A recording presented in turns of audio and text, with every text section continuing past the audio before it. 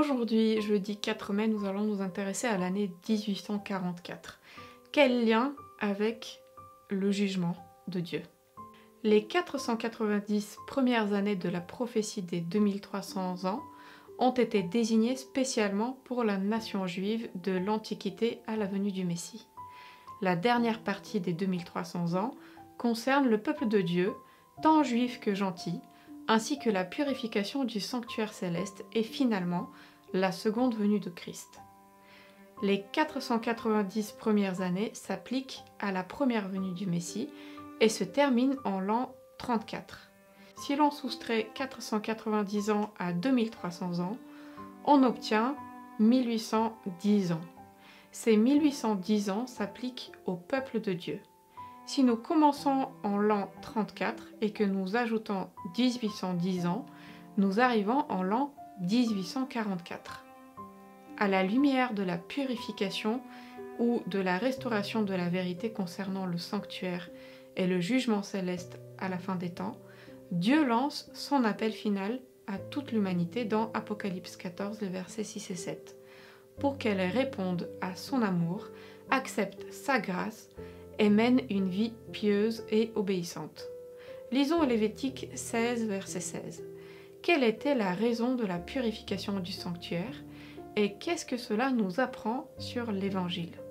C'est ainsi qu'il fera l'expiation pour le sanctuaire à cause des impuretés des enfants d'Israël et de toutes les transgressions par lesquelles ils ont péché. Il fera de même pour la tente d'assignation qui est avec eux au milieu de leurs impuretés.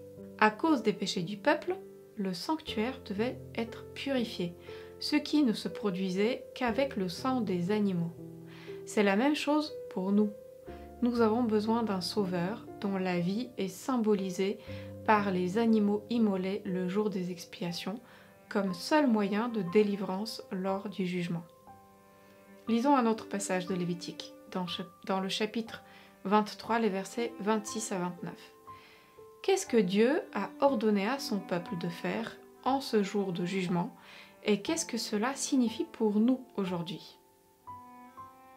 L'Éternel parla à Moïse et dit : « Le 10e jour de ce 7e mois, ce sera le jour des expiations.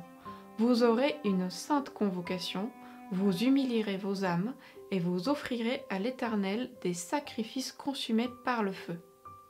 Vous ne ferez aucun ouvrage ce jour-là, car c'est le jour des expiations, où doit être faite pour vous l'expiation devant l'Éternel votre Dieu.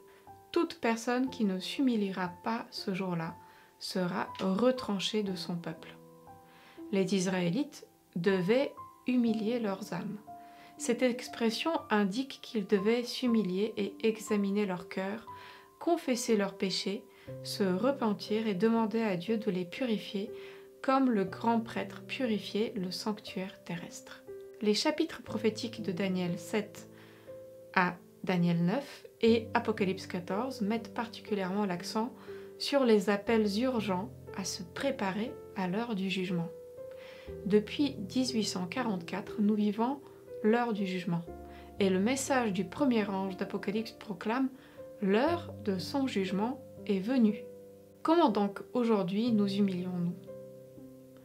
Apocalypse 14, verset 7 nous dit, il disait d'une voix forte, « Craignez Dieu et donnez-lui gloire, car l'heure de son jugement est venue, et adorez celui qui a fait le ciel, la terre, la mer et les sources d'eau. » Je vous laisse réfléchir sur cette question. Retrouvons-nous demain pour la fin de notre étude.